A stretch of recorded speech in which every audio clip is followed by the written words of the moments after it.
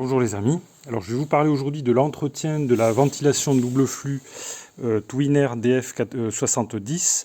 Donc là je viens de la déballer et donc je vais vous expliquer tout ça, mais abonnez-vous à la chaîne les amis si vous ne l'avez pas encore fait, comme ça vous verrez un peu l'évolution de la construction de ma maison. Donc il y a la ventilation de double flux à poser, l'électricité, etc. Abonnez-vous, c'est gratuit et vous verrez comme ça l'évolution du chantier de construction de ma maison.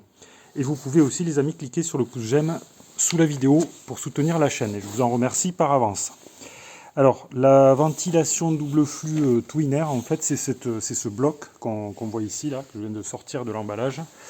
Et donc c'est un coffre avec des plaques en métal et les bouches d'extraction et d'insufflation qui se trouvent tout le tour de la machine. Et cette boîte, donc il faut la placer donc soit dans un local étanche, je veux dire soit dans un local isolé et chauffé, et si on peut pas, on peut mettre cette ventilation double flux dans les combles.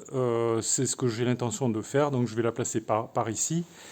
Et donc alors le problème avec ça, cette installation dans les combles, c'est qu'il faut faire un entretien de cette machine au moins une fois par an, je crois, d'après ce que j'ai vu.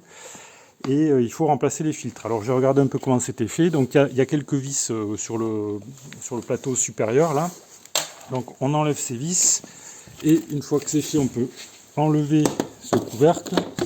C'est un couvercle qui est isolé très très légèrement avec de l'alu, du polystyrène ici, ainsi que sur les bords là, mais enfin c'est pas super bien isolé quoi. Donc si la machine ne se trouve pas placée dans un local chauffé, que vous la mettez dans les combles perdus, comme ce sera mon cas, il faut essayer de l'isoler au maximum quoi, par l'extérieur quoi. Alors la machine, donc voilà comment ça se présente. Il y a un moteur au centre et puis il y a une répartition de l'air qui va se faire selon les différentes bouches avec les insufflations et l'extraction.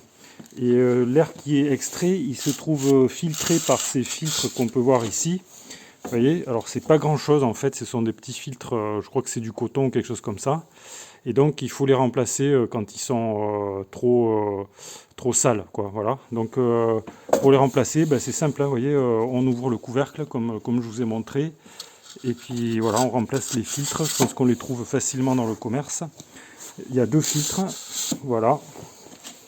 Et voilà en quoi consiste donc l'entretien de cette machine. C'est un petit peu sommaire, mais le problème c'est que c'est l'accès, quoi. Il faut pouvoir y accéder, puisqu'il faut pouvoir démonter le plateau qui est là, et voilà, pour remplacer les filtres périodiquement. Voilà les amis, ce que je pouvais vous dire sur l'entretien de cette machine.